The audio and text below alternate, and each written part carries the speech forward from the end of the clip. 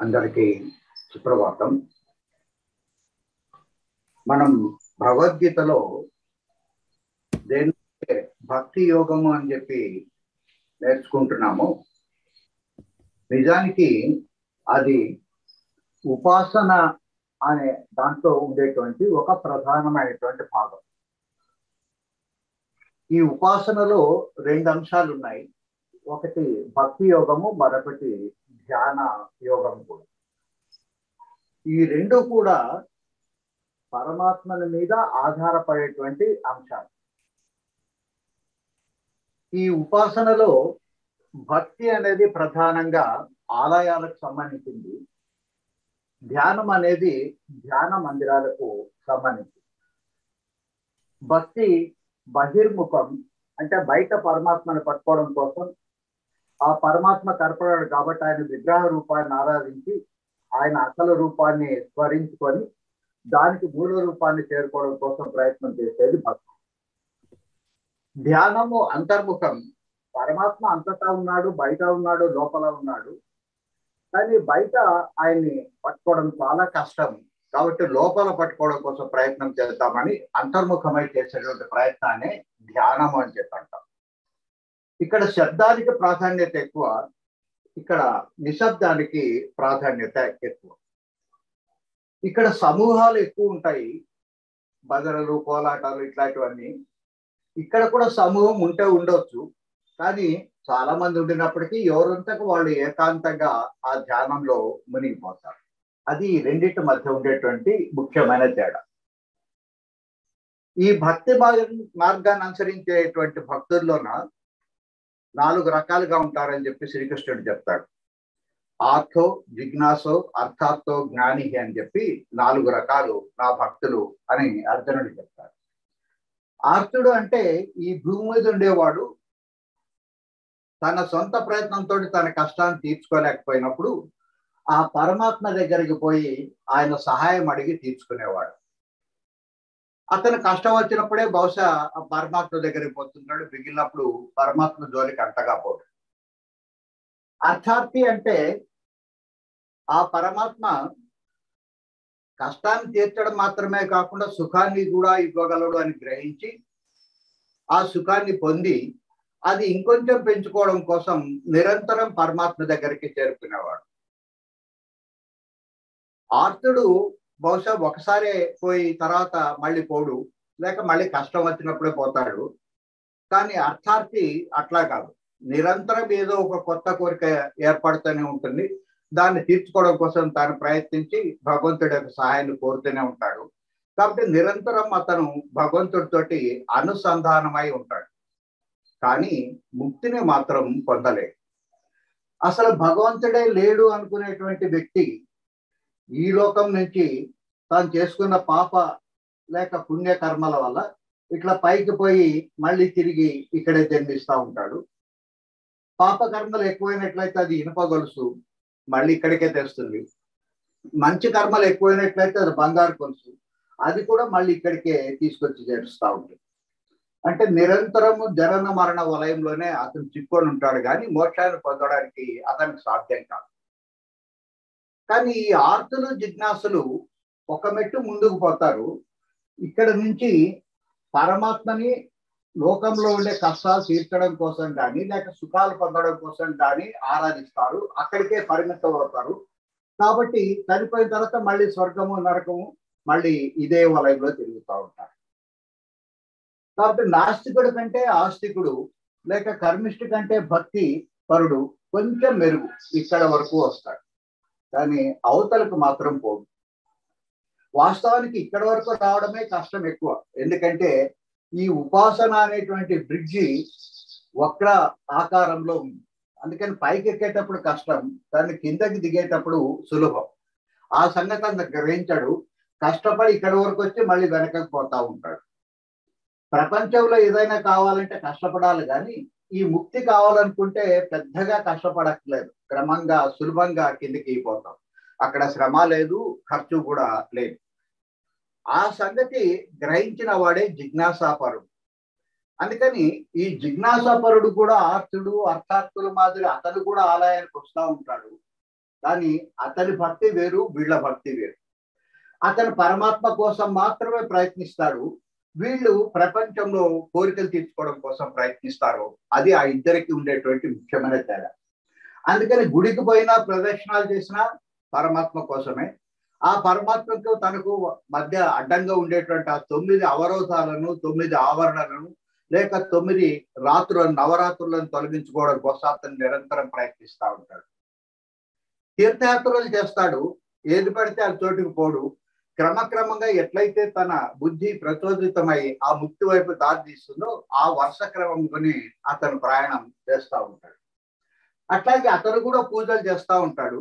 కానీ అతను చేసే పూజలు మొదట్లోనేమో వస్తు సంబంధమైనవి, లేక భూమి సంబంధమైనవి, తర్వాత జల సంబంధమైనవి, తర్వాత వాయు సంబంధమైనవి, అగ్ని సంబంధమైనవి, తర్వాత వాయు సంబంధమైనవి, తర్వాత ఆకాశ సంబంధమైనవి. అంటే భూతాకాశాన్ని అతను ధ్యానం చేస్తాడు. ఆకాశానికి మిగిలినటువంటి పంచభూతాల్లో మిగిలిన 4టికి ఉండే తేడా ఏమిటంటే మిగిలిన 4 పరిమితాలు, కానీ ఆకాశం మాత్రం అనంతం. ఎప్పుడది అనంతం అవుతుందో ఆ నీలపు రంగుని అది సంతరించుకుంటుంది, అది భూతాకాశం. కానీ అటువంటి ఆకాశమే బయట ఆకాశం ఎట్లయితే ఉందో తన లోపల కూడా ఒక ఆకాశం ఉంది, అంతటా ఆవరించి ఉండేది ఒకటి ఉంది అని చెప్పి తెలుసుకుంటాడు. దాన్నే మనస్సు అంటారు. ఇది తన చిత్తంలో ఉంటుంది కాబట్టి దీన్ని చిత్తాకాశము అని చెప్పి పిలుస్తాం. కాబట్టి భూతాకాశం దగ్గర నుంచి అతను ఈ మనస్సు దగ్గరకు వస్తాడు. ఈ మనస్సు అనేది చాలా ఇంపార్టెంట్ రోల్ని ప్లే చేస్తుంది. అటు ప్రపంచం వైపు ఆకర్షించి ప్రపంచంలోని మనం ఉండేటట్లుగా చేసి మాయ వల్ల ఇక్కడే ఉండేట్టుగా చేసేది మనస్సు. ఈ మనసును సక్రమంగా వాడుకున్నట్లయితే ఈ ప్రపంచాన్ని విడివడి అవతల ముక్తి వైపు తీసుకొని పోయేది కూడా మనస్సు. మనం ఈ ప్రపంచంలో దేన్నన్నా పొందినప్పుడు ఆ సంతోషాన్ని పొందేది మనస్సే. ముక్తిని పొందినప్పుడు కలిగే ఆనందాన్ని పొందేది కూడా ఈ మనస్సే. అంటే అన్నిటికీ కూడా మధ్యలో ఉండి అది అటు ఇటు పోవడానికి అవకాశాన్ని ఇచ్చేది అదే. అదే మనకు ముఖ్యమైనటువంటి ద్వారం. ఆ ద్వారం ఒక్కటి సక్రమంగా వాడుకోగలిగినట్లయితే మనం యువతలు ఉంటామా అవతలు ఉంటామా అనే దాని మీద ఆధారపడి ఉంది. అందుకని ఉపనిషత్తులు ఈ మనస్సు సహాయం లేకుండా పరమాత్మను చేరలేము అని చెప్తుంది. కానీ అదే ఉపనిషత్తు మనస్సును ఉపయోగించి పరమాత్మను ఎప్పుడూ పట్టుకోలేము అని కూడా చెప్తుంది. మరి ఈ 2 పరస్పర విరుద్ధమైన అంశాలను ఎట్లా అర్థం చేసుకోవాలి, మీరు కొంచెం ఈ 2 రోజులు ఆలోచించమని చెప్పాను. ఎవరన్నా ఆలోచించి ఉంటే పాత బ్యాచ్ వాళ్ళు కాకుండా, ఫిబ్రవరి బ్యాచ్ వాళ్ళు కాకుండా ఈ నెలలో కొత్తగా చేరిన వాళ్ళకి ఎవరికైనా సమాధానం దడితే దయచేసి అన్మ్యూట్ చేసుకొని చెప్పండి, మేము కూడా తెలుసుకుంటాం. దీన్ని బట్టి అమ్మా చెప్పండి. నా పేరు సత్యవతి అండి. చెప్పమ్మా. గురుగారు, నాకు తెలిసినంత వరకు మన మనస్సు భగవంతుడి మీద ఎక్కువ నిలకడ చేస్తే, ఎప్పుడైతే మనం భగవంతుడి మీద నిలకడ చేసామో ఇతర వ్యవహారాల మీద మన మనసును పెట్టకుండా అప్పుడు మనకి భగవంతుడు సాక్షాత్కారం కలుగుతుంది కనుక ఇంకప్పుడు మళ్ళీ ఆ మనసే లేనిదే భగవంతుడు అనేది తెలియదు కనుక మనసు అనేది రెండింటికి కూడా కంపల్సరీ ఉంటుంది అని మాత్రం నాకు అర్థమైంది గురువు గారు. గట్టి ప్రయత్నమే చేసినారు. కానీ ఇక్కడ నాకు ఒక చిన్న సందేహం. మనస్సును పరమాత్మ మీదనే లగ్నం చేస్తే అని మీరు అన్నారు. పరమాత్మను లగ్నం చేయడం అంటే మనసును ఉపయోగించడమే కదా. మనసును ఉపయోగిస్తే పరమాత్మను పట్టుకోరు. మరి మనసు అనేది కూడా మన ఎక్కువ మనసు మీద భగవంతుడి మీద పెడితే ఇంకా అది ఒక రకమైన భక్తిలాగా అయ్యి అది భగవంతుడికి చేరుతుందేమో అని. భక్తి అనేది మీరు బహిర్గతంగా చేసిన, అంటే జపమో ధ్యానమో చేసిన మనసును వాడడమే, లేక అంతర్గతంగా చేసిన మనసులోనే ధ్యానం చేస్తా ఉండినా పరమాత్మ కోసం చేస్తున్నారంటే మనసును ఉపయోగిస్తూనే ఉన్నారు. కాబట్టి బయట ఉపయోగించిన లోపల ఉపయోగించిన మనసును ఉపయోగిస్తున్నాం కదా, మనసును ఉపయోగిస్తే పట్టుకోలేము కదా. పారాడాక్స్ అంటే అదే. సరే, ఇంకెవరైనా? నమస్కారం గురువు గారు. అండి అంటే నాకు అనిపిస్తుంది, అంటే మొదట్లో మనము కొంత సాధనలో ప్రోగ్రెస్ అవ్వడానికి మనసు ఖచ్చితంగా ఒక అవసరం సాధనలాగా. అంటే తర్వాత కొంచెం ప్రోగ్రెస్ అయిన తర్వాత అదే మనస్సు మనకు అడ్డంకిగా అవుతుంది. సో అప్పుడు మనసును మనం వదిలేయాల్సిన అంటే లైక్ అవసరం ఉంటుందేమో అని. అంటే లైక్ మనసు ఇక్కడ మొదట్లో మనసు ద్వారా మనం మనసునే పరిశీలించాలి. వన్స్ మనస్సును పరిశీలించి దానిని కొంచెం పూర్తిగా శోధించిన తర్వాత మా మనస్సును మనం త్యజించాలి పూర్తి అని నా అనుకుంటున్నాను. ఆ మొదటి భాగం వరకు కరెక్టేనండి. కానీ మనసును త్యజిస్తే అసలు పరమాత్మ మనకు లభ్యమైనా కూడా అనుభవించలేము. ఎందుకంటే మనసును త్యజించి ముక్తిని పొందినామనుకుందాం. ముక్తిని పొందిన ఆ ముక్తి నేను పొందినానా, సంతోషాన్ని నాకు కలిగిందని చెప్పేవాళ్ళు ఎవరు? మళ్ళీ మనస్సే. అప్పుడు మనసును వదిలిపెట్టడానికి లేదు, మనసు లేకుండా తెలియదు. గురుగారు, మీరు చెప్పిన క్లాసులు విన్న తర్వాత నాకు అనిపిస్తుంది ఏమి అంటే, మీరు చెప్పారు కదా కారు వెనక్కి వెళ్ళిన తర్వాత కూడా ఒక క్షణం ఆగి మళ్ళా ముందుకు రావాలి. అట్లా ఒక స్థితి అనేది ఏమైనా ఉంటుందేమో. శ్వాస కూడా మనం ఆ ఊపిరి పీల్చుకున్నప్పుడు గమనించాలి, మళ్ళా గమనించకూడదు, వదిలినప్పుడు కాదు, మధ్యలో ఒక స్థితి ఉంటుంది, ఆ స్థితిని మనం గమనించాలి అని చెప్పారు కదా. అట్లా దీనికి కూడా ఒక స్థితి ఏమైనా ఉందేమోనని నా అభిప్రాయం. దాదాపు 3/4 దగ్గరకు వచ్చినారు, ఇంకొంచెం మిగిలిపోయింది కానీ దగ్గరకు వచ్చినారు, బాగానే అర్థం చేసుకున్నారు. నమస్కారం గురుగారు. నమస్తే అమ్మా. ఒక మనిషి స్థితప్రజ్ఞత అంటారు చూసారా, నిగ్రహం కలిగి ఉండి జిజ్ఞాస పరుడై ఉంటే ముక్తి మార్గం పొందడానికి వీలుంటుందేమో నా ఆలోచన. అది వీలు ఉంటుందమ్మా. ఆ వీలు దగ్గర ఇక్కడ మనకు సమస్య ఎక్కడ వచ్చిందంటే, మనసును ఉపయోగించి ఎప్పటికీ పరమాత్మను పట్టుకోలేము, నిగ్రహంగా ఉండాలి అంటారు కదండి, పరమాత్మని పొందలేము అని రెండు పరస్పర విరుద్ధమైనటువంటి స్టేట్మెంట్స్ ఉన్నాయి ఉపనిషత్తులో. అది ఎట్లా సాల్వ్ చేయాలనేది మీరు చెప్పింది కరెక్టే, కానీ నెక్స్ట్ స్టెప్ ఎట్లా సాల్వ్ చేయాలనేది అర్థం కావడం లేదు. నమస్తే గురుగారు. నమస్తే అమ్మ. నేను అనుకోవడము, మనసు చంచలమైంది అని అంటారు కదండి, అట్లా మనం డీవియేట్ అవ్వకుండా ఓన్లీ మనసును పట్టుకుని అది ఎటు వెళ్తే అటు వెళ్ళిపోవడము, అట్లా చేయడం వల్ల మనం పరమాత్మని పొందలేము. సో చంచలమైన మనసు లేకుండా స్థిరమైన మనసు మనం కలిగించుకోగలిగితే పరమాత్మని అందుకోవచ్చేమో అని నేను అనుకుంటున్నాను. వెరీ గుడ్, కంగ్రాచులేషన్స్ అమ్మ. కరెక్ట్ గా, అంటే ఎక్స్ప్లెనేషన్ కొంచెం ప్రాపర్ గా లేకపోయినప్పటికీ రైట్ పాత్ లోకి మీరు చేరుతున్నారు. గురువు గారు అమ్మా చెప్పండి. నా వరకు ఏమనుకున్నంటే, మనసుని పరమాత్మని అధీనంలో పెట్టి, అంటే అతని కంట్రోల్లోకి పెట్టి మనము తనని చేరుకోవడం ద్వారా జరుగుతుంది అని. అంటే మనసుని తన కంట్రోల్లోనే పెడతాం, అంటే మనం ఏమీ లేము, తన కంట్రోల్లోనే పెడతాం. సరెండర్ అంటారు దాన్ని, టోటల్ సరెండర్ అంటారు. లేక బుద్ధి గొప్ప చెప్పడం, మనసుని బుద్ధి గొప్ప చెప్పడం, లేక అర్జునుడు శ్రీకృష్ణుడికి పగ్గాలు చేతికి ఇవ్వడం అని చెప్పి అంటారు. కానీ అక్కడ కూడా మనసు ఒప్పజెప్పుతున్నాము అంటేనే మనసును వాడుతున్నాము అని చెప్పి అర్థం. మనసును వాడకుండా మనసును ఒప్పజెప్పలేం కదా. అంటే మనది కాదు అన్నప్పుడు మనం దాన్ని వాడము కదా. అంటే నీదే అని మనం అనేసినప్పుడు ఇంకా మనం దాని గురించి ఆలోచించం కదా. మనసు మనది కాకపోతే రేపు ముక్తి పొందుతారు, సంతోషాన్ని ఎవరు పొందుతారు? మనసు మనది కాకపోతే ప్రపంచంలో ఏదైనా ఒక మంచి వస్తువు తిన్నప్పుడు ఆ సంతోషాన్ని ఎవరు పొందుతారు? మనసు మనదే, కానీ వాడకూడదు.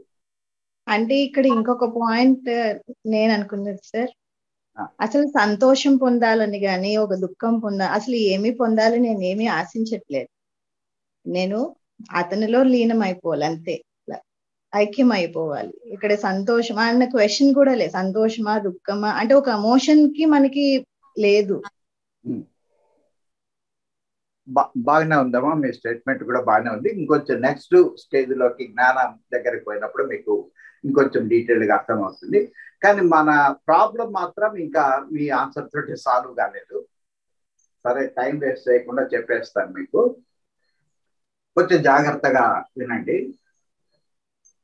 మనస్సును ఉపయోగించి పరమాత్మని పొందలేము అంటే మనస్సుని ఉపయోగించకుండా పరమాత్మని చెందగలం. మనసు సహాయం కావాల్సిందే, కానీ ఎట్లా కావాలి? ఉపయోగిస్తూ సహాయం పొందకూడదు, ఉపయోగించకుండా సహాయం పొందాలని చెప్పారు. మనసులో అసలు మనసు అనేది బ్రెయిన్ కి లేక మెదడుకు సంబంధించిందని చెప్పి మీకు తెలుసు. ఈ మెదడులో 2 భాగాలు ఉన్నాయని కూడా మీకు తెలుసు. దీంట్లో ఒకటేమో మన ఎడం వైపు ఉండేటువంటి మెదడు, ఇంకొకటి కుడి వైపు ఉండేటువంటి మెదడు. దీంట్లో కుడివైపు ఉండే మెదడు ఎప్పుడు కూడా ప్రస్తుత కాలంలోనే ఉంటుంది, ఎడం వైపు ఉండేది ఎప్పుడు కూడా భూత భవిష్యత్తుల మధ్య తిరుగుతూ ఉంటుంది. ఈ భూత భవిష్యత్తులే అలల మాదిరి కదులుతూ ఉంటాయి. ఈ అలల మాదిరి కదిలినంతసేపు మనం పరమాత్మను పట్టుకోవడం సాధ్యం కాదు. అలలు లేకుండా నిశ్చలంగా ఉండేటువంటి సముద్రం దగ్గరికి చేరుకుంటే, ప్రస్తుతం అలల దగ్గర ఉన్నాం మనం, అంటే ప్రపంచం దగ్గర ఉన్నాం. ప్రపంచం అనేది నిత్యం కదులుతూ ఉంటుంది. ఈ అలలను వదిలిపెట్టి మధ్య నుండి సముద్రం దగ్గరికి పోతే, అంటే ఇక్కడికి పోతే మనం ప్రశాంతంగా ఉండడానికి సాధ్యమవుతుంది. కాబట్టి మనసును ఉపయోగించి పరమాత్మను పట్టుకోలేము అనే మాటకు అర్థం ఏమిటంటే, ఈ భూత భవిష్యత్తుల మీద ఆలోచన చేస్తున్నంతసేపు, ఆలోచన తరంగాల రూపంలో ఉన్నంతసేపు ఇక్కడ అప్ అండ్ డౌన్స్ ఉంటాయి, కానీ ఇక్కడ ఉండదు. ఇది ప్రశాంతంగా ఉంటుంది. దీన్ని ఈ రూపంలో ఉన్నంతసేపు మనం పరమాత్మను పట్టుకోవాలి. అట్లాని మనసును పూర్తి వదిలేయకూడదు, ఉండాలి.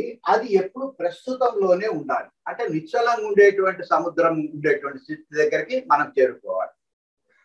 ఒక నదిలో ప్రవహిస్తున్న నదిలో మనం కూడా కొట్టుకొని పోతున్నాం.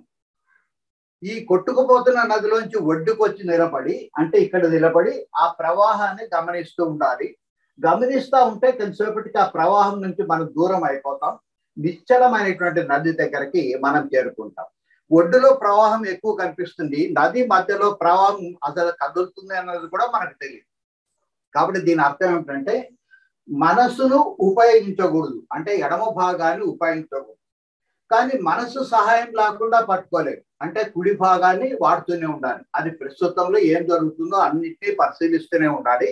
కానీ ఆలోచనలు ముందుకు వెనకకు మాత్రం కదలకుండా చేసుకోగలిగినట్లయితే అప్పుడు మనం పరమాత్మను చేరుకోగలం అని చెప్పి అర్థం.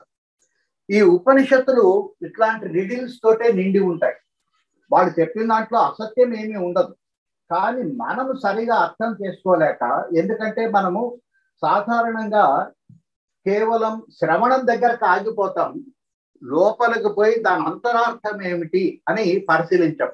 ఇప్పుడు మీరు కష్టపడి 2 రోజులు కొంచెం తలలు బద్దలు కొట్టుకొని శ్రవణం దగ్గర నుంచి మననం దగ్గరకు వచ్చినారు కాబట్టి ఇన్ని సమాధానాలైనా మనకు రావడానికి ఆస్కారం ఏర్పడింది. అటువంటి సమాధానాలు రావాలనుకున్నట్లయితే ఒక్కొక్కసారి బాహ్య ప్రపంచంలో రాకపోతే ఏకాదశి వ్రతం ఆచరించాలి. అంటే పంచ జ్ఞానేంద్రియాలు పంచ కర్మేంద్రియాలను పక్కన పెట్టేసి ఆ లోపల ఉండేటువంటి ఆ పరమాత్మ శక్తినే మనం కోరుకున్నట్లయితే ఆయనే దానికి తగినటువంటి ఆన్సర్ని మనకు అందజేస్తాడు. అందజేసిన తర్వాత దాన్ని మనం నిజ జీవితంలో ఉపయోగించడం అనేది మొదలు పెట్టాలి. కాబట్టి దీని అర్థం ఇది, మనస్సును ఉపయోగించి పరమాత్మను ఎప్పుడూ పట్టుకోలేము. మనసులో 2 భాగాలు ఉన్నాయి. దాంట్లో ఉపయోగించడం అంటే ఆలోచించడం, ఆలోచించడం అంటే అలలు. ఆ అలల దగ్గరికి భూత భవిష్యత్తు దగ్గరికి మనసును పరిగెత్తకుండా చేసి మనసును ఉపయోగించే మనం పరమాత్మను పట్టుకోవాలి. మనసు సహాయంతోనే పట్టుకోవాలి. అంటే కుడి భాగాన్ని మాత్రమే సహాయం తీసుకోవాలి. లేక మనసును నిరంతరం వర్తమాన కాలంలో కనుక ఉంచగలిగినట్లయితే మనము అక్కడికే మనకు ఇమీడియట్ గా ఆ పరమాత్మ యొక్క సాక్షాత్కారం అవుతుందని చెప్పి అర్థం. కాబట్టి ఈ మనసు చాలా ఇంపార్టెంట్ రోల్ ప్లే చేస్తుంది. అయితే ఈ ఆలోచన తరంగాలని అదుపు చేయడం అనేది అంత సులభమైనటువంటి అంశం కాదు. కళ్ళు తాగి గురుగారు ఒక్కసారి ఒక చిన్న ఉదాహరణతో చెప్పరండి గురుగారు, కొంచెం క్లారిటీగా నాకు అర్థం అవుతుంది. వస్తున్నాం చిన్న ఉదాహరణ. తేలు పుట్టిన కోతినైనా అదుపు చేయొచ్చు, కానీ ఆలోచన తరంగాలను లేక భూత భవిష్యత్తులను కంట్రోల్ చేయడం ఎవరికి సాధ్యం కాదు. ఈ మనసులో ఈ భాగం ఉందే, కుడి భాగం వర్తమానాన్ని చూసే భాగం, అదేం కదలదు, నిశ్చలంగా ఉంటుంది. ఇది మాత్రమే కదులుతూ ఉంటుంది. ఈ కదలకుండా నిశ్చలంగా ఉండే భాగాన్ని మనం అవాయిడ్ చేయాల్సిన అవసరం లేదు, పరిశీలిస్తూనే ఉండాలి. కానీ దీన్ని క్రమక్రమంగా ఈ అలల యొక్క కదలికను తగ్గించినట్లయితే దీంతో సమానమైపోతుంది.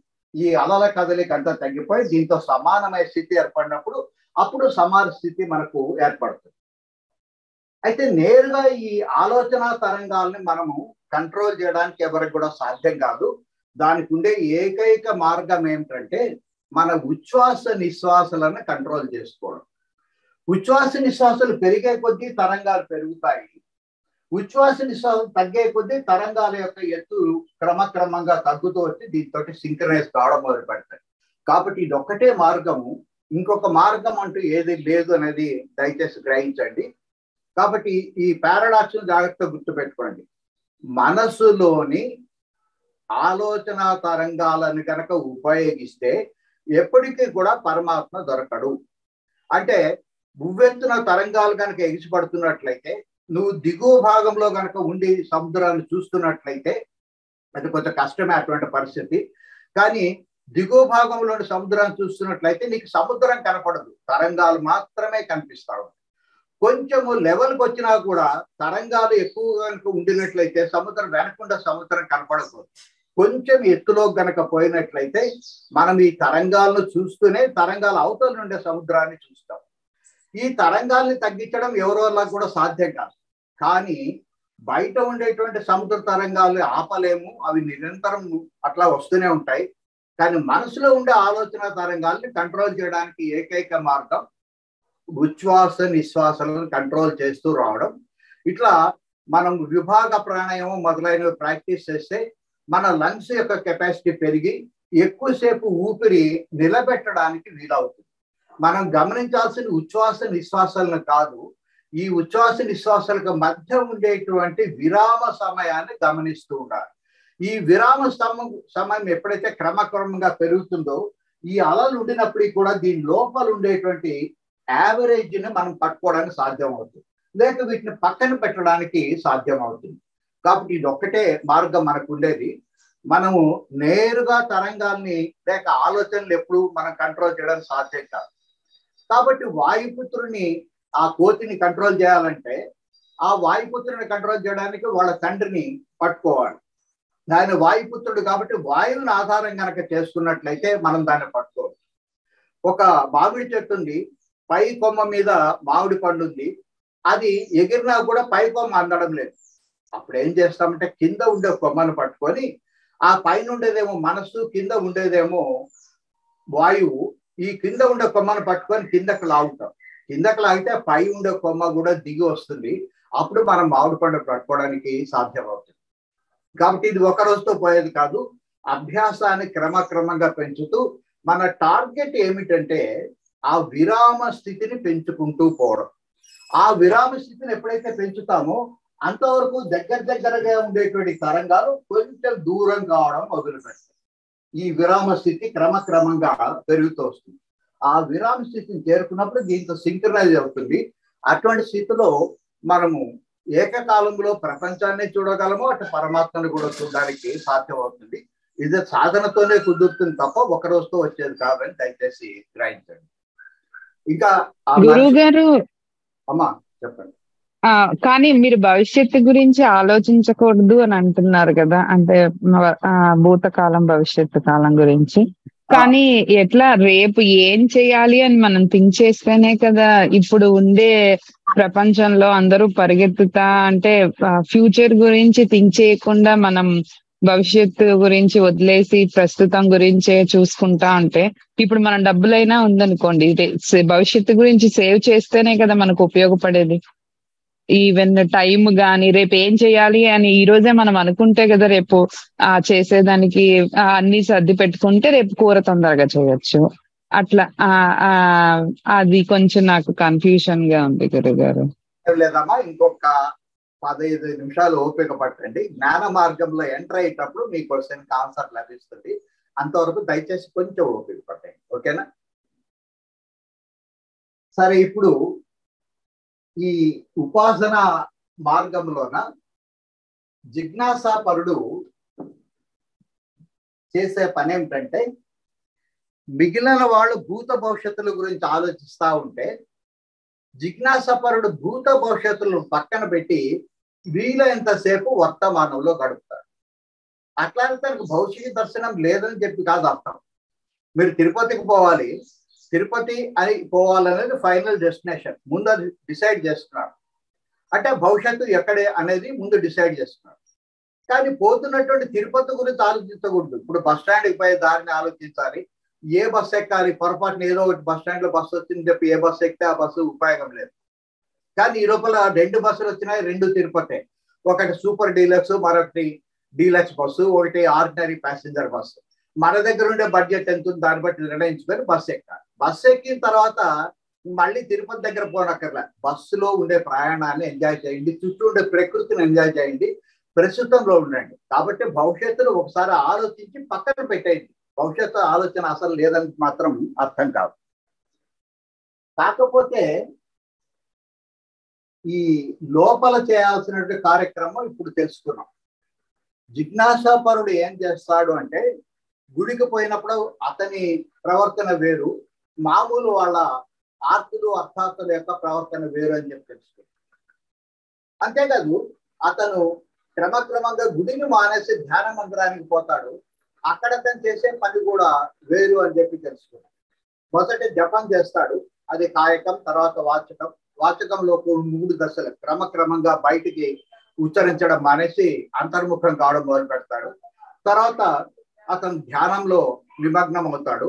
ధ్యానంలో ఉచ్ఛ్వాస నిశ్వాసాలు కాదు అతను ప్రధానంగా గమనించాల్సింది, ఉచ్ఛ్వాసల నిశ్వాసాల మధ్య ఉండేటువంటి విరామ సమయాన్ని అతను చాలా జాగ్రత్తగా పరిశీలిస్తూ ఆ విరామ సమయాన్ని పెంచుకోవడం కోసం అతను ప్రయత్నం చేస్తాం. ఉచ్ఛ్వాస నిశ్వాసాలు భూత భవిష్యత్తులు, విరామ సమయం ఏమో వర్తమానం. ఆ వర్తమానాన్ని గట్టిగా పట్టుకోవాలని కొంచెమే ఉంది. ఈ ఉచ్ఛ్వాస నిశ్వాసాలు భూత భవిష్యత్తులు ఎక్కువ ఉన్నాయి, వాటిని తగ్గించుకొని దీన్ని పెంచుకునే మార్గం క్రమక్రమంగా అతను అలవాటు చేసుకుంటాడు. మరి నిత్య జీవితంలో బయట ప్రపంచం దగ్గరకు వచ్చిన తర్వాత అతని ప్రవర్తన ఎట్లా ఉండాలి అనేది ఇప్పుడు తెలుసుకుందాం. మనము సచ్చిదానందం అనే మాట విన్నాం. సత్ అంటేనేమో శక్తి, చిత్ అంటేనేమో చైతన్యము లేక జ్ఞానము. ఈ 2 కలిసినట్లయితే లభించేదాన్ని ఆనందం అంటాం. ఈ 3టిని కలిపి మనం నిర్గుణ బ్రహ్మ అని చెప్పి పిలుస్తాం. ఆనందము కనపడదు, జ్ఞానము కనపడదు, శక్తి కూడా కనపడదు. ఈ కనపడని 3టిని కలిపి నిర్గుణ బ్రహ్మ అని చెప్పి పిలుస్తాం, లేక అవ్యక్త బ్రహ్మ అని చెప్పి అంటాం. జిజ్ఞాసాపరుడు ఏం చేస్తాడంటే, తన నిత్య జీవితంలోన సగుణ బ్రహ్మని పట్టుకోవడం కోసం ప్రయత్నం చేస్తాడు. అయితే సగుణ బ్రహ్మ అంటే ఈ నిర్గుణ బ్రహ్మ నుంచి ఏర్పడినటువంటి బ్రహ్మ, విష్ణు, మహేశ్వరులో ఉండేటువంటి బ్రహ్మ మాత్రం కాదు. అందుకని దాన్ని వేరే అర్థంతో ఉపయోగిస్తున్నాం. ముందు ఈ 2టి మధ్య తేడాను గమనించి తర్వాత అసలు సగుణ బ్రహ్మ అంటే ఏమిటనే తెలుసుకోవడం కోసం ప్రయత్నం చేస్తాం. ఇది పరమాత్మ అంటాం. ఈ సచ్చిత్ 2 కలిసి ఉండిన దాన్ని పరమాత్మ అంటాం. ఈ 2 ఎప్పుడు ఇన్సెపరబుల్, విడివిడిగా ఉండలేవు. ఇది వెలుతురు, ఇది వేడి, ఈ 2 ఎప్పుడు కలిసే ఉంటాయి. కానీ పరిశీలన కోసం ఈ 2టిని విడివిడిగా తీసుకుంటున్నాం. ఈ 2 కలిసి ఉన్న దాన్ని పరమాత్మ అంటాం. ఈ పరమాత్మ తనంతట తాను స్వయంగా బ్రహ్మ, విష్ణు, మహేశ్వరుడుగా తను వ్యక్తమైనాడు. ఇట్లా వ్యక్తమైన దాన్ని పరమాత్మ యొక్క వ్యక్తమైన రూపం లేక భగవంతుడు అని చెప్పి పిలుస్తాం. చాలా మందికి భగవంతుడు అంటే విష్ణువా లేక శివుడా అనే సందేహం కూడా ఉంటాయి. వాస్తవానికి ఉండేది ఒకే ఒక పరమాత్మ, ఉండేది ఒకే ఒక భగవంతుడు కూడా. ఒక నాణ్యానికి ఉండేటువంటి బొమ్మ బొరుసు లాంటి వాళ్ళు విష్ణువు, మహేశ్వరుడు. అయితే ప్రతి నాణ్యానికి చిన్న అంచు ఒకటి ఉంటుంది. ఇటువైపు బ్రహ్మ, ఇటువైపు విష్ణువు, ఇటువైపు శివుడు కొంచెం పెద్దగా కనిపిస్తారు. ఈ కనిపించకుండా ఉండే అంచు బ్రహ్మ. కాబట్టి మొత్తాన్ని కలిపి మనము భగవంతుడు అని చెప్పి పిలుస్తాం. ఇది అవ్యక్తమైనది, ఇది వ్యక్తమైనది. తనంతట తాను సృష్టి చేసుకున్నాడు కాబట్టి ఈయన పేరు కూడా బ్రహ్మనే. అయితే ఈ బ్రహ్మ తాను వ్యక్తమైనప్పుడు బ్రహ్మ, విష్ణు, మహేశ్వరులుగా కనిపిస్తున్నాడు. ప్రపంచాన్నంతా ఈయన సృష్టి చేసినాడు కాబట్టి ఈయన పేరు కూడా బ్రహ్మనే. బ్రహ్మ అనేది ఒక పేరు కాదు, అదొక పోస్ట్ లాంటిది, కలెక్టరు, తహసీల్దార్ లాంటిది. ఎవరైతే సృష్టి చేస్తారో వాళ్ళందరూ బ్రహ్మలే. ఈయన 14 లోకాలను సృష్టి చేసి అక్కడ ఉండే సకల జీవరాశులను సృష్టి చేస్తాడు కాబట్టి ఈయన బ్రహ్మ. ఈ ముగ్గురిగా తను వ్యక్తమై తనంత తను సృష్టి చేస్తున్నాడు కాబట్టి ఈయన కూడా బ్రహ్మనే. అయితే వీళ్ళిద్దరి మధ్య తేడా అని చెప్పడం కోసం ఈయనను నిర్గుణ బ్రహ్మ అని చెప్పి పిలుస్తాం, ఈయన సగుణ బ్రహ్మ అంటాం. ఈయనను అవ్యక్తమైనటువంటి బ్రహ్మ అంటాం, ఈయననేమో వ్యక్తమైన బ్రహ్మ అంటాం. కానీ ఇప్పుడు చెప్పదలుచుకున్నటువంటి లేక జిజ్ఞాసాపరుడు ఆరాధన చేసేటువంటి సగుణ బ్రహ్మ యొక్క అర్థం వేరు. అది ఇప్పుడు తెలుసుకున్నాం. ఈ పరమాత్మ సృష్టి చేయాలని చెప్పి అనుకున్నప్పుడు అతనికి కోరిక కలుగుతుంది. ఇతనికి మాత్రమే జ్ఞానం ఉంది, ఇది జడ పదార్థం. ఈ జ్ఞానంలోనే కోరిక కలుగుతుంది. ఈ కోరిక కలిగినప్పుడు తను మాత్రము సృష్టి నేరుగా చేయలేడు, అందుకని శక్తి మీద ఆధారపడతాడు. ఈ శక్తి కదలగలదు, ఈయన కదలలేడు. ఎందుకంటే అనంతంగా వ్యాపించి ఉన్నాడు కాబట్టి ఈయన అచలం, ఈయన కదలలేడు. ఇది కదలగలుగుతుంది. కదులుతూ ఈ కదలిక బాగా ఎక్కువైనప్పుడు పంచభూతాల కింద అది రూపొందుతుంది. ఈ పంచభూతాల యొక్క మొట్టమొదట ఆకారం లేకుండా ఉంటుంది, వ్యక్తమే కానీ ఆకారం అనేది దీనికి ఏమీ ఉండదు.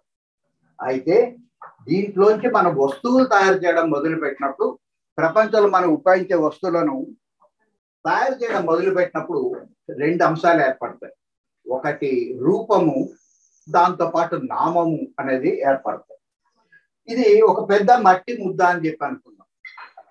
ఈ మట్టి ముద్ద కనిపిస్తుంది కానీ ఒక ఆకారం, నిర్దిష్టమైన ఆకారం లేదు, నిరాకారం. ఇప్పుడు దీంతో ఒక కుండను తయారు చేసినామని చెప్పి అనుకున్నాం. ఇప్పుడు ఇది కనిపించడం మాత్రమే కాకుండా ఒక నిర్దిష్టమైన ఆకారాన్ని కలిగి ఉంది. ఇది ఒక్కటే కనుక ఉండినట్లయితే దీనికి పేరు పెట్టాల్సిన అవసరం లేదు, ఉండే ఒక్కటి అని చెప్పి అంటాం.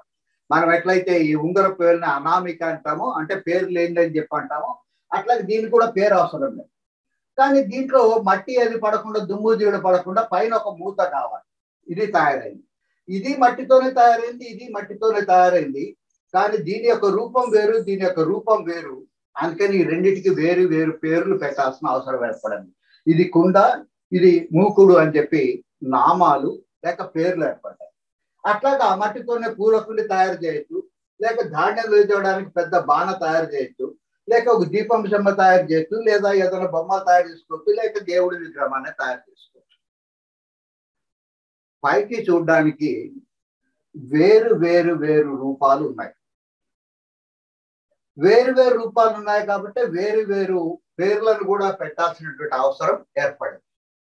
అయితే వీటన్నిటిలో ఉండే మూల పదార్థం ఏమిటి అంటే, కుండని బయట తడిమినా లోపల తడిమినా కూడా ఉండేది మట్టే. దీంట్లో ఉండేది మట్టే, దీంట్లో ఉండేది మట్టే. ఇవన్నీ తరంగాలు వేరు వేరుగా కనిపిస్తాయి, కానీ అన్నిట్లో ఉండేది ఏమిటంటే ఈ జలం మాత్రమే.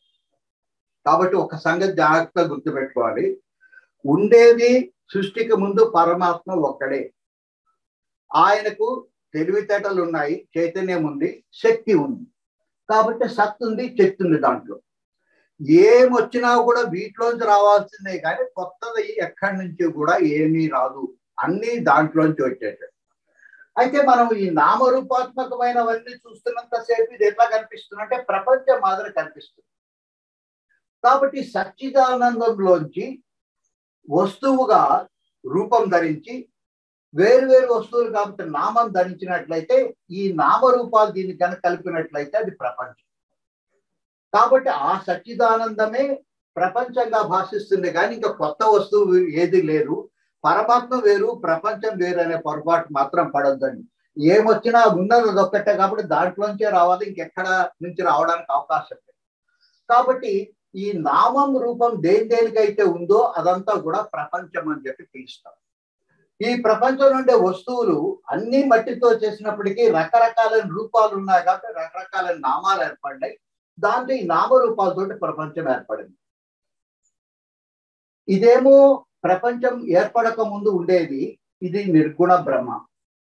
ఈ నిర్గుణ బ్రహ్మని సృష్టి చేసినప్పుడు వస్తువుల కింద రూపాలు నామాలు ఏర్పడినాయి, ఇది ప్రపంచం.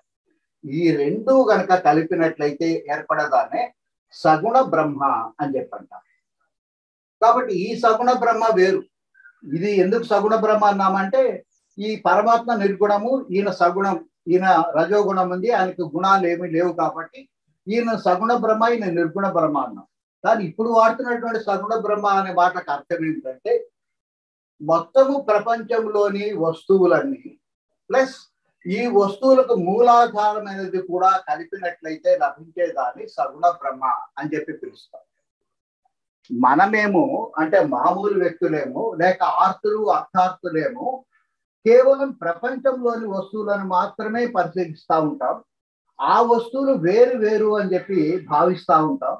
దాంట్లో కొన్ని మనకి ఇష్టమైనట్టు ఉంటాయి, కొన్ని ఇష్టం లేని ఉంటాయి, కొన్ని బాగా కావాల్సినవి ఉంటాయి, కొన్ని శత్రువులు కూడా ఉంటాయి, కొన్ని మిత్రులు కూడా ఉంటాయి. అంటే ప్రపంచాన్ని మనం విభజించి చూస్తున్నాం.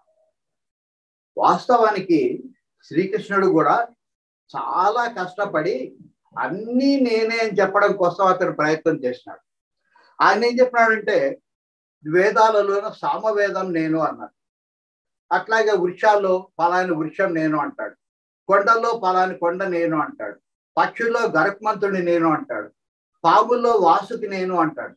మనమేం అర్థం చేసుకున్నాము, ఆ కేవలం గరుత్మంతుడు మాత్రమే పూజనీయమైన పక్షి, కాకి పిచ్చుక చిలుక గోరు వంకాన్ని పూజ చేయకూడదు అని చెప్పాడు. పూజ చేయాల్సిన అవసరం లేదు, కానీ ద్వేషించాల్సిన అవసరం కూడా లేదు అన్న సంగతి మనం మర్చిపోతున్నాం. ఎందుకంటే గరుత్మంతుడు ఎట్లయితే ఆ పరమాత్మ యొక్క సృష్టిలో మిగిలినటువంటి పక్షులన్నీ కూడా పరమాత్మ యొక్క సృష్టి.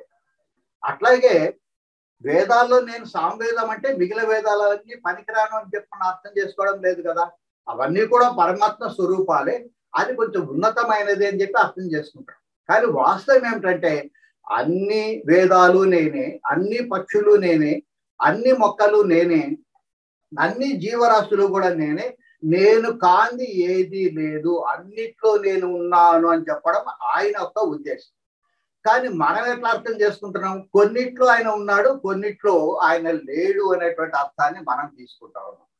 కాబట్టి ఈ సగుణ బ్రహ్మ ఆరాధన అనే మాటకు అర్థం ఏమిటంటే అన్ని వస్తువుల్లో, అన్ని జంతువుల్లో, అన్ని పక్షుల్లో, అన్ని జీవరాశుల్లో, అన్ని నిర్జీవాల్లో కూడా ఉండేది కేవలం పరమాత్మ యొక్క అంశం మాత్రమే.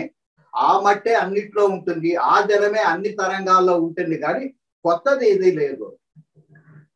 అయితే ఈ సగుణ బ్రహ్మ ఆరాధన చేస్తే మనకు కలిగేటువంటి ఉపయోగం ఏమిటంటే ఎప్పుడైతే అన్నిట్లో ఆయన ఉన్నాడు అని చెప్పి అనుకున్నప్పుడు అన్నిటినీ పూజ చేయాలని చెప్పి అర్థం ఏమీ కాదు. కానీ మిగిలిన వాటిని ద్వేషించడం అనేది మానుకోవాలి. ఇది ఇంపార్టెంట్ అయినటువంటి పాయింట్. మనకు అన్ని పూజనీయాలు కాకపోవచ్చు, పాముని విగ్రహ రూపంలో పూజిస్తాం.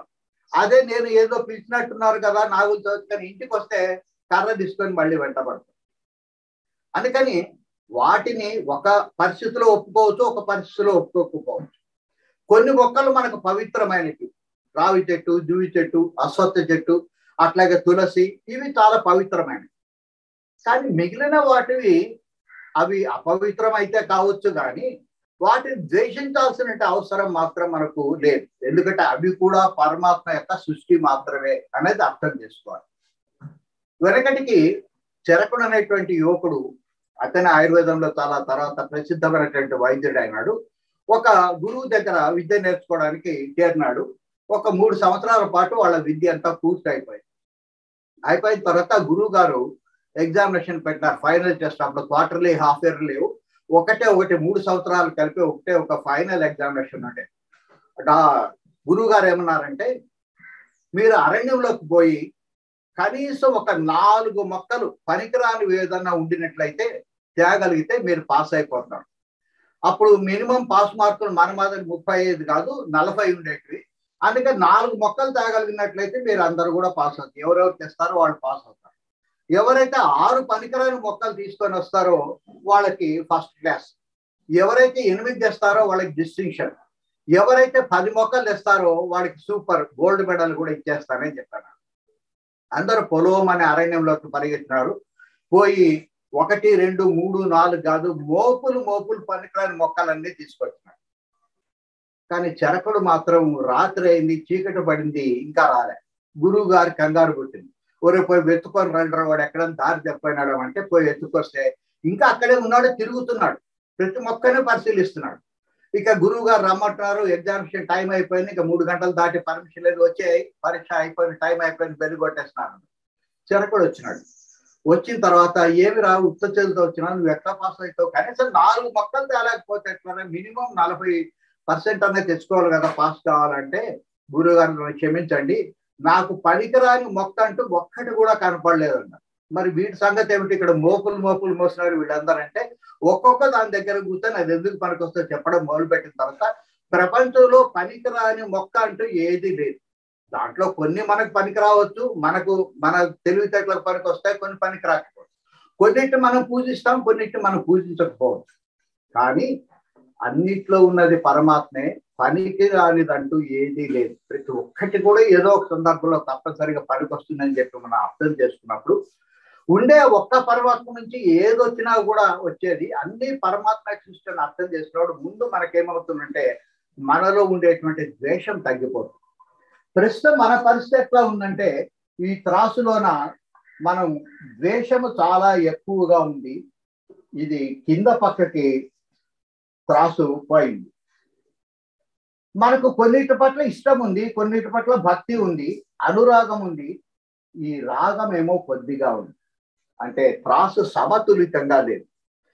ఎప్పుడైతే ఈ రాగాన్ని మీరు పెంచుకోకపోయినా పర్వాలేదు, కానీ క్రమక్రమంగా మిగిలిన వాటిని ద్వేషించడం ఎప్పుడైతే తగ్గిపోతుందో ఈ రెండు సమతులితం అయిపోతాయి, ఈ రెండు సమానం అవుతాయి. ఈ రెండు ఎప్పుడైతే రాగము ద్వేషము రెండు సమానం అవుతాయో అప్పుడు మాత్రమే సమాధి సిద్ధించేదానికి అవకాశం ఏర్పడుతుంది. మనల్ని ప్రపంచంలో ఆ మాయ అనేది బంధించేది ఈ రెండు అస్త్రాలతోటి, ఒకటి రాగము, మరొకటి ద్వేషం. రాగస్వరూప పాషాఢ్య క్రోధాకారాంకుశోజ్వల అని చెప్పి లలితాదేవిని పట్టవట వర్ణిస్తారు. ఆమె ప్రపంచాన్ని మనల్ని కట్టిపారేయడం కోసం ఉపయోగించేటువంటి రెండు సాధనాలు ఏమిటంటే, ఒకటి ప్రేమ, ఇంకొకటి ద్వేషం. ఈ రెండిటితో దీంట్లో ప్రేమైన క్రమక్రమంగా మర్చిపోతాం, కానీ ద్వేషాన్ని మాత్రం మర్చిపో. చిన్నప్పుడు మనం చదువుకున్న చోట ఒక గురువు గారు శభాషని మెచ్చుకొని ఉంటారు, అది పెద్ద గుర్తుండదు. కానీ జుట్టు పట్టుకొని కింద వచ్చి 4 దంచినట్టే అది మాత్రం గుర్తుంటుంది. ఎప్పుడో ఒకసారి వీడు దారిలో కనపడకపోతాడు, అప్పుడు వీడి సంగతి చెప్తా అని చెప్పి అది మాత్రం నిరంతరం మనసులో గుళ్ళు మాదిరి గుచ్చుకుంటా ద్వేషాన్ని మాత్రం తొందరగా వదులుకోలేడు. ప్రస్తుతం మనం ఉండే పరిస్థితి ఎక్కువ ఉంది, ఇది తక్కువ ఉంది. మనకు అనురాగం లేదని కాదు, ఏదో ఒక వస్తువు పట్ల కానీ వ్యక్తుల పట్ల కానీ పరిస్థితుల పట్ల ఇష్టం అనేది ఉంటుంది. కానీ ఇష్టం యొక్క పరిమాణం కంటే ద్వేషం యొక్క పరిమాణం చాలా ఎక్కువగా ఉంది. అందుకని అన్నీ కూడా పరమాత్మ యొక్క సృష్టే, దీంట్లో పనికిరాందంటూ ఏమీ లేదు, పరమాత్మ కాందంటూ ఏది లేదని ఎప్పుడైతే మనకు తెలుస్తుందో అప్పుడు ఈ రెండు సమతులితం అవుతాయి. అప్పుడు మనకు సమాధి సిద్ధించడానికి మనకు అవకాశం ఏర్పడుతుంది. ఇప్పుడు ఒకసారి ఈ కర్మయోగాన్ని భక్తి యోగాన్ని కన్క్లూడ్ చేసే ముందు ఇంకొక సంగతి తెలుసుకుందాం. మొట్టమొదటి సగుణ బ్రహ్మ ఆరాధనతో మొదలు పెట్టాలి. సగుణ బ్రహ్మ ఆరాధన అంటే బ్రహ్మ విష్ణు మహేశ్వరులలో ఉండే త్రిమూర్తుల్లో ఉండే బ్రహ్మని కాదు, ప్రపంచం అంతా కూడా పరమాత్మనే అనేటువంటిది చూసుకోవాలి. వస్తు ప్రపంచం అంతా పరమాత్మనే అని చెప్పి ఆరాధించడం ఎప్పుడైతే మొదలు పెడతామో సగుణ బ్రహ్మ ఆరాధన, అక్కడ నుంచి ఈ ఆకారాలని రూపాలని కుండల్ని బాణల్ని చూడడానికి బదులు దాని వెనకుండే మట్టిని ఎప్పుడైతే మనం గమనించడం మొదలు పెడతామో, లేక తరంగాన్ని వదిలిపెట్టి నీళ్ళని ఎప్పుడైతే గమనించడం మొదలు పెడతామో దాన్ని నిర్గుణ బ్రహ్మ ఆరాధన అని పిలుస్తారు. ఈ నిర్గుణ బ్రహ్మ ఆరాధన అనేది ప్రాక్టీస్ చేయాలి. దీనికోసం జిజ్ఞాసాపరుడే అవసరం లేదు. మనకు ఆస్తులము అర్థాస్తులము అయి ఉండినప్పటికీ కూడా, ఈ ప్రపంచంతో సంబంధం ఉండి ప్రపంచంలోనే నిరంతరం బతుకుతూ ఉండినప్పటికీ కూడా ఈ మాత్రం తెలివితేటలు కొంచెం అవగాహన కనుక మనకు ఏర్పడినట్లయితే ప్రపంచం పట్ల మనకు ఉండే దృష్టినే మార్పు చేసుకోవడానికి వీలవుతుంది. కాబట్టి ప్రతి వస్తువు బ్రహ్మ నుంచి వచ్చింది. ఈ ప్రతి వస్తువులో ఉండే మూల పదార్థం నిర్గుణ బ్రహ్మ అనేది గ్రహించి క్రమక్రమంగా మన జీవన విధానాన్ని తప్పనిసరిగా మార్చుకోవాలి. అట్లా మార్చుకున్నప్పుడు మనం ఆర్తులు అర్థార్థులు కాకుండా జిజ్ఞాసాపరులుగా మారేదానికి అవకాశం ఏర్పడుతుంది. కాబట్టి ఒకసారి ఈ రెండింటిని కర్మయోగాన్ని భక్తి యోగాన్ని కన్క్లూడ్ చేసిన తర్వాత మీ ప్రశ్నలకు సమాధానాలు రావాలంటే మనం జ్ఞాన మార్గంలోకి ప్రవేశిద్దాం. వాటిని కన్క్లూడ్ చేసి జ్ఞానంలోకి ప్రవేశిద్దాం. మొదటి 6 అధ్యాయాలు కర్మయోగం అంటాం. దీంట్లో నీ గురించి చెప్తాడు శ్రీకృష్ణుడు. అసలు నువ్వెవరు, ఏది కాదు, నీ అసలు స్వరూపం ఏమిటని చెప్తాడు. నీవు నీ శరీరం కాదు, నీ మనస్సు కాదు, లేక సూక్ష్మ శరీరం కూడా కాదు, కారణ శరీరం కూడా కాదు. మరైతే ఎవరు? పరిమితమైన జ్ఞానము ప్లస్ పరిమితమైన శక్తి.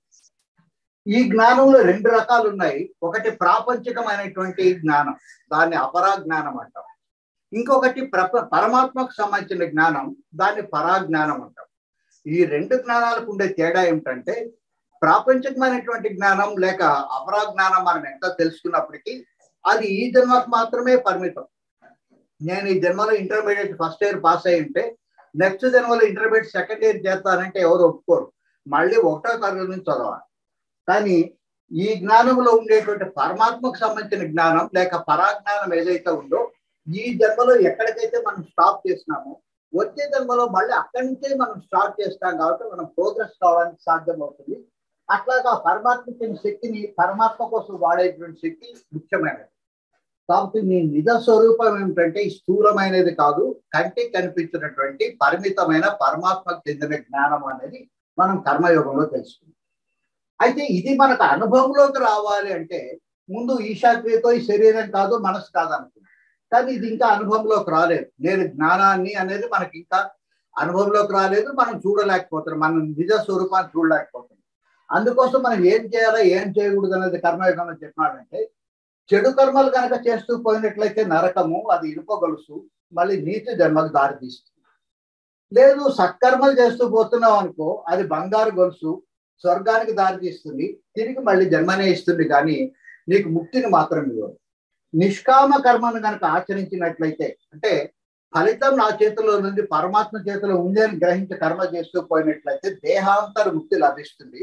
అయితే చాలా దీర్ఘకాలం అవసరం అవుతుంది, చాలా కష్టపడాల్సి వస్తుంది.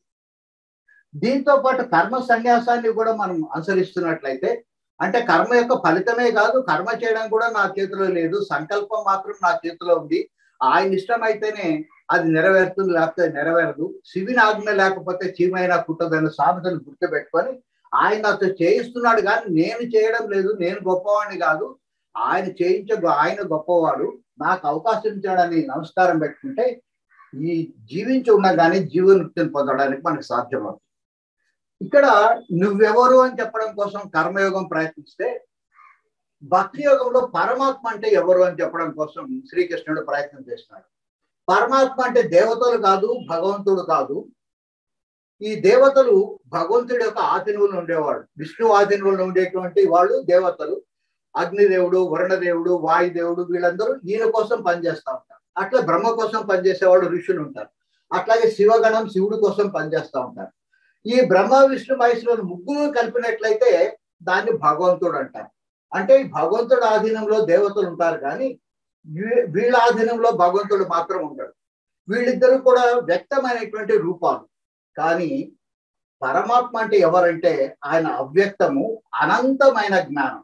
మనకుండేదేమో పరిమితమైన జ్ఞానం, ఆయన అనంతమంతా వ్యాపించినటువంటి జ్ఞానము, అనంతమైన శక్తి ఆయనకు. కాబట్టి మొట్టమొదటిలోనే ఆదర్శ సూత్రం శ్రీకృష్ణుడు చెప్పింది ఏంటంటే తత్వమసి, అది నీవు అయి ఉన్నావు అని చెప్పంటారు. ఆ నేను ఎక్కడున్నానని చెప్పి మొట్టమొదటి వెతుక్కోవాలి. అందుకోసం కర్మ భాగాన్ని వాడు. అది తెలుసుకున్న తర్వాత నేనే అది అని చెప్పి అడుగుతాం. అప్పుడు తత్వమసి కాదు, నేను అదే అయి ఉన్నానని కాదు, అది నేను అయి ఉన్నాను అంటే నేనే పరమాత్మను అయి ఉన్నాను తెలుసుకోవడం కోసం మనకు భక్తి యోగం అనేది అప్పుడు ఉపయోగపడుతుంది. అయితే దీంట్లో కూడా ఈ అనంతమైన జ్ఞానాన్ని నేను అని చెప్పేది మనకు ఎరుకలోకి రావాలి, లేక మన అనుభవంలోకి రావాలంటే ఏం చేయాలి ఏం చేయకూడదని చెప్పినాడు. క్షుద్రదేవత ఆరాధన కనుక చేసినట్లయితే, శాకిని డాకిని ఇట్లాంటి బేతాళం ఇట్లాంటి కనుక చేసినట్లయితే ఫలితాలు తొందరగా వస్తాయి, కానీ తర్వాత చాలా కష్టాలు పడాల్సిన పరిస్థితి ఏర్పడుతుంది. కొంతమంది దగ్గరికి ఏదైనా అడగడానికి పోతే వాళ్ళు కనీసం మన పేరు ఊరు కూడా అడగరు, అని చెప్పి అంటారు. ఇక్కడ నుండి రుద్రాక్షని ఇట్లా దగ్గర పెట్టుకొని వాసన చూస్తారు, నీ పేరు ఊరు ఏ ఊర్లో పుట్టినావు ఇదన్నీ కూడా చెప్పేస్తారు. మనకు చాలా అద్భుతం అని చెప్పి అనిపిస్తుంది. అదంతా కూడా ఒక రకమైనటువంటి క్షుద్ర శక్తి. దాని పేరు చెప్పాల్సిన అవసరం లేదు. అది దాని పేరులోనే అది క్షుద్ర శక్తి అన్న సంగతి తెలుస్తుంది. దాన్ని కర్ణ పిశాచి అని చెప్పి అంటారు. అట్లాంటి తీసుకున్న వాళ్ళు నీచు ధర్మాన్ని నరకానికి పోయి నీచు ధర్మాన్ని ఎత్తుతారు. లేదు క్షేమకరమైన దేవతలు చాలా మంది ఉన్నారు, లక్ష్మీ సరస్వతి ఇట్లాంటి వాళ్ళు, వాళ్ళని ఆరాధించిన వాళ్ళు ఉత్తమ జన్మని స్వర్గానికి పోయి తర్వాత ఉత్తమ జన్మని ఇస్తారు. అయితే ఇద్దరికి కూడా మోక్షానికి అవకాశం లేదు. ఎవరైతే సకల ప్రపంచము పరమాత్మ నుంచే వచ్చింది, పరమాత్మ కానిది ఏది లేదు, ఈశావాస్యం ఇదం కించిత్ జగం అంటారు. ఈ ప్రపంచంలో పరమాత్మ కాదంటూ ఏమి లేదు. అందుకే కృష్ణుడు కూడా చెప్తాడు స్పష్టంగా, నేను అన్ని ప్రాణుల్లో నేనే ఉన్నాను, అన్ని ప్రాణం లేని దాంట్లో కూడా నేనే ఉన్నాను అనుకుంటాడు. మనమేమో ఒక్క దాంట్లో నేను తులసి చెట్లో ఉన్నాడు, మిగిలిన చెట్లు లేడు అని చెప్పి అనుకుంటాడు. సకల జీవరాశులు సకల చరాచరాల్లో నేనే ఉన్నానని చెప్పి అంటాడు. ఆ దృష్టితో ప్రపంచాన్ని చూడ్డాన్ని సగుణ బ్రహ్మ ఆరాధన అంటాం. అది కనుక చేసుకున్నట్లయితే దేహాంతర ముక్తి లభిస్తుంది.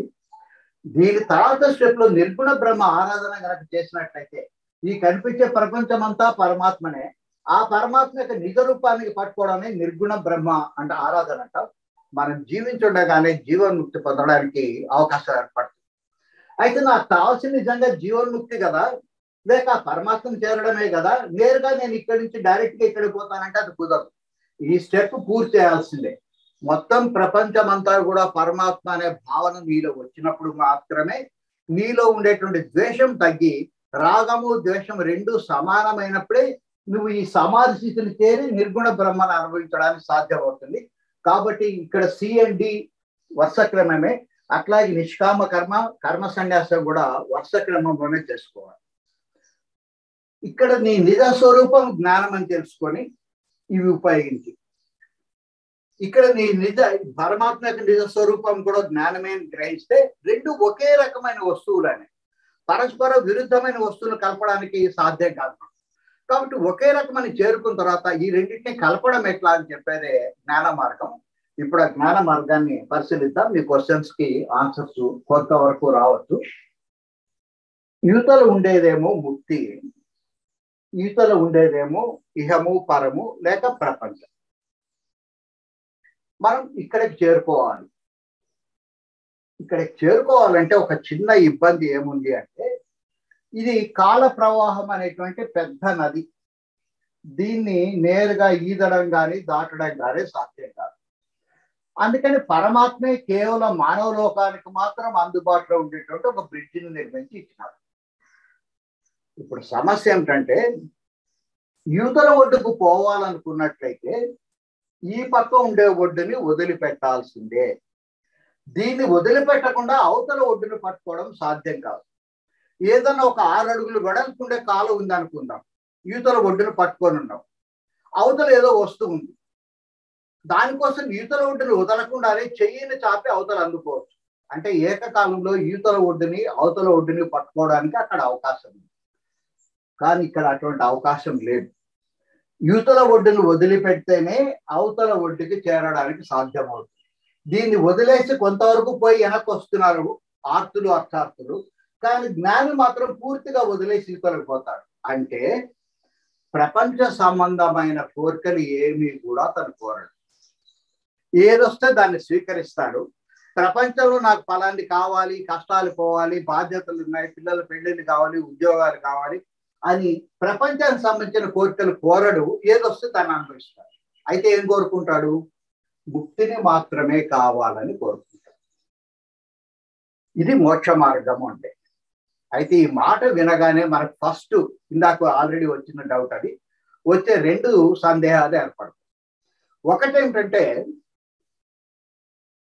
ఏ కోరిక కోరకూడదు ముక్తి కావాలంటే అని అన్నారు, బాగానే ఉంది. కానీ ముక్తి కావాలని కోరుకోవడం కూడా ఒక కోరికనే కదా. రెండో సందేహం, ఒకవేళ ముక్తి నేను కావాలని కోరుకుంటా ఉంటాను, ఇక్కడ ఈ ఇహంలో జరుగుబాటు ఎట్లా? పిల్లలు ఉన్నారు, పెళ్ళిళ్ళు ఉన్నాయి, చేయాల్సినవి ఉన్నాయి, ఏ పూట ఏం చేయాలని ప్రణాళిక వేసుకోవాలి. ఇవన్నీ నిరంతరం మనం దీంట్లోనే తిరుగుతున్నాం కదా. దీని గురించి ఆలోచన చేయకుండా వదిలేసి అవతలకి ఎట్లా పోతాము అనేది రెండవ సందేహం. ముందు రెండో సందేహానికి సమాధానం చెప్పి, టైం లేదు కాబట్టి రేపు మొదటి సందేహానికి రేపు సమాధానం చెప్తాను. కానీ ఈ రెండో సందేహం పోగొట్టుకోవడం కోసం మీకు ఒక చిన్న పజిల్ ఇప్పుడు ఇస్తున్నాను, జాగ్రత్తగా వినండి, రేపు సమాధానం ఆలోచించి చెప్పండి. ఒక ఊర్లో ఒక మధ్య తరగతి వ్యక్తి ఉన్నాడు. ఒక గ్రామీణ బ్యాంకులోన క్యాషియర్ గా పనిచేస్తా ఉన్నాడు. మధ్య తరగతి వాళ్ళందరికీ ఉన్నట్లుగానే తనకు అనేక సమస్యలు ఉన్నాయి. ఒక కుమార్తె ఉంది, మంచి అందగత్తె, బాగా చదువుకుంది, టెకి. కానీ ఎవరు వచ్చినా కూడా అంతా బాగానే ఉంది, కానీ పైకం దగ్గరకు వచ్చేసరికి కుదరడం లేదు. ఆ అమ్మాయికేం వయసు పెరిగిపోతుంది, అదొక పక్క సమస్య. ఈ మధ్య కాలంలో ఒక వారం క్రితం భార్య చాలా రోజులు బట్టి కడుపు నొప్పిగా ఉందని చెప్పంటే డాక్టర్ దగ్గర తీసుకొని పోతే ఆయనకు పేగుల్లో క్యాన్సర్ స్టార్ట్ అయింది. అయితే ఇది బిగినింగ్ స్టేజ్ లో ఉంది కాబట్టి ప్రమాదం లేదు, ఒక 3-4 లక్షలు కనుక మీరు పెట్టుకోగలిగినట్లయితే క్యూర్ చేస్తారు అన్నాడు. ఇతనికి వచ్చే జీతంతో అప్పులు కట్టుకోవడానికే సరిపోతుంది. అందులో ఇప్పుడు 1వ తారీఖు జీతాలు ఇవ్వడం లేదు, 15వ తారీఖు జీతాలు ఇస్తున్నారు కాబట్టి వడ్డీలతోటి అప్పులు కట్టడం సరిపోయింది, కానీ ఏ నెలకు ఆ నెల వెతుకునేట్టుగా ఉంది. ఈ రెండు చాలవని వాళ్ళకు ఒక కొడుకున్నాడు. ఆయన ఇంటర్మీడియట్ ఆనర్స్ చదువుతున్నాడు, అంటే 4 ఏళ్ల బట్టి ఇంటర్మీడియట్ చదువుతున్నాడు. ఇప్పుడు వరకు మాత్రం పాస్ కాలేదు. స్నేహితులతో కలిసి జలసాలు చేయడం, తిరగడం, అట్లా ఒకరోజు తాగి ఎవరిలో దబా దబా కొట్టేస్తున్నాడు. ఆయన ఎమ్మెల్యే గారు అబ్బాయి. వెంటనే కేసు ఫైల్ అయింది. అయితే అదృష్టం కొద్దీ ఆ స్టేషన్ లో తెలిసిన ఆయన ఉన్నాడు, రైటరు. మీరు పొరపాటున కనుక మీ ఓడి కేసులో ఒకసారి పేరు ఇరుక్కుంటే తర్వాత ఫ్యూచర్ అంతా కూడా పాడైపోతుంది. నేను సిఐ గారికి చెప్పి ఏదో ఒకటి మేనేజ్ చేస్తాను, ఒక 2 lakhs పై వాళ్ళకి 1 లక్ష, కింద వాళ్ళకి 1 లక్ష కనుక ఖర్చు పెట్టుకోగలిగితే ఎట్లా ఇట్లా బయటపడేస్తారు. ముందు 1 లక్ష తెచ్చి ముందు పై ఆయన పర్మిషన్ తీసుకుంటా, తర్వాత మిగిలిన మనం తర్వాత తీసుకున్నాం అన్నాడు. ఈయనకు దిక్కులో తన పరిస్థితి ఏర్పడింది.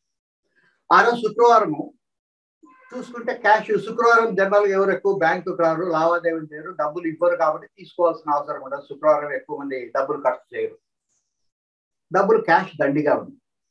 అతను ఆలోచించి, నేను క్యాషియర్, నన్ను ఎంత ఉందని చెప్పి ఎవరు అడగరు కదా, 1 లక్ష తీసుకొని ముందు పోలీస్ స్టేషన్లో ఇద్దాం, ఈ బాధల నుంచి మనం బయటపడదాం అని చెప్పి అనుకొని మధ్యాహ్నం లంచ్కి పోయినప్పుడు 1 లక్ష రూపాయలు తీసుకొని రైటర్కి ఇచ్చేసి అదేదో చూడమని చెప్పన్నాడు. వచ్చినాడు. మళ్ళీ ఏముంది, ఇవాళ శుక్రవారం, శనివారం సెకండ్ సాటర్డే హాలిడే వచ్చినాయి. 2 days లో మళ్ళీ ఏదో బయట వాళ్ళని అడిగి సర్దుబాటు చేసి సోమవారానికి 1 లక్ష కట్టేద్దాం, తర్వాత ఇంకొక 1 లక్ష అట్లా సంపాదిద్దామని చెప్పి అనుకుంది. అతని కర్మ కావాలి. ఆ రోజు సాయంత్రమే వాళ్ళు చెక్ చేయడం కోసం పై ఆఫీషియల్స్ వచ్చినారు. మొత్తం క్యాష్ చెక్ చేస్తే 1 లక్ష రూపాయలు డెఫిసిట్. వెంటనే అతను సస్పెండ్ చేసేస్తున్నారు. మేనేజర్ పిలిచి, ఇతను గురించి తెలుసు, చాలా సిన్సియర్ పర్సన్ ఇతను. సామాన్యంగా ఇట్లాంటి కష్టాలు ఎవరికి వస్తాయంటే ఈ 500, 600 చేతులు చాచే వాళ్ళకే ఎంబడి ఇమీడియట్ గా పనిష్మెంట్ ఉంటుంది. లక్షలు మొత్తం బ్యాంకులు దోచేసి ఎగరగొట్టిపోయిన వాడికి ఏమి వాళ్ళకి ఎంటర్ శిక్షలు ఉండవు. ఎందుకంటే భగవంతుడు ఇంకా వీడు మారుతాడు, ఇంకా మారుతాడని చెప్పి ఆ మెడకుండా తాడిని వాడు పోయే కొద్ది వదులుతా ఉంటాడు. ఎప్పుడో ఒకసారి గట్టిగా లాగుతాడు, అది ఉడితాడు. కానీ మంచివాడు ట్రాక్ కనుక తప్పితే ఎంబడే భగవంతుడు వెంటనే మొట్టికాయేస్తాడు. అందుకని ఇట్లాంటి వాళ్ళు చాలా తొందరగా తక్కువ మొత్తంలో దొరికిపోతాడు. ఇక ఇప్పుడు అతను సస్పెన్షన్ అయిన పరిస్థితి ఏర్పడింది. ఇక దిక్కుదోచని పరిస్థితి. ముందు సమాజంలో పరువు ప్రతిష్టలు బయటకు కనుక వచ్చేసినా సస్పెండ్ చేసినారు, అతను డబ్బులు తినేసినాడు అనుకుంటే ఆ బ్యాంకులో డబ్బులు పెట్టుకున్న వాళ్ళందరికీ ముందు బ్యాంకు పట్ల వ్యతిరేకత ఏర్పడుతుంది, ఇతని పట్ల వ్యతిరేకత. ఇతనే చాలా మంచోడని చెప్పి అనుకుంటున్నామే అని అందరూ చెడ్డ పేరు ఇమ్మీడియట్ గా వస్తుంది.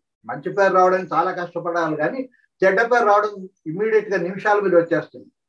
99 ఆపరేషన్లు బాగా చేసిన డాక్టర్ కూడా ఒక ఆపరేషన్ కనుక ఫెయిల్ అయిపోతే అతను కూడా మంచి పేరు అంతా క్షణాల మీద తుడుచుకొని పోతుంది. కడోడు పాలతో ఒక చుక్క విషయం పడితే ఎట్లయితే మొత్తం విషయం కింద మారిపోతున్నట్టు. అందుకని జీవితం అగమ్య గోచరం అయిపోయి దిక్కుదొచ్చక సాయంత్రం ఇంటికి పోయి తిండి తినబుద్ధి కాలేదు. అది పున్నమి రోజు రాత్రి అని సముద్రం దగ్గరికి పోయినాడు. పోయి అటు ఇటు పచారులు చేస్తా ఉన్నాడు. ఇంకా నా వల్ల కాదు, దీనికి ఒకటి ఆత్మహత్య మాత్రమే శరణ్యం, సముద్రంలో దూకుదాం అనుకున్నాడు. కానీ ధైర్యం చాలడంలే, అటు ఇటు తచ్చట్లాడుతూ ఉంది. ఈ లోపల ఎవరో ఒక ఆయన కాషాయ వస్త్రాలు వేసుకున్న ఆయన వచ్చినాడు. వచ్చి, ఎందుకు బాబు ఈ టైంలో సముద్రం దగ్గర తిరుగుతున్నావు, అసలే పోటు మీద ఉంది సముద్రము, ఎప్పుడైనా విరుచుకొని పడవచ్చు, ఇంటికి పో అన్నాడు.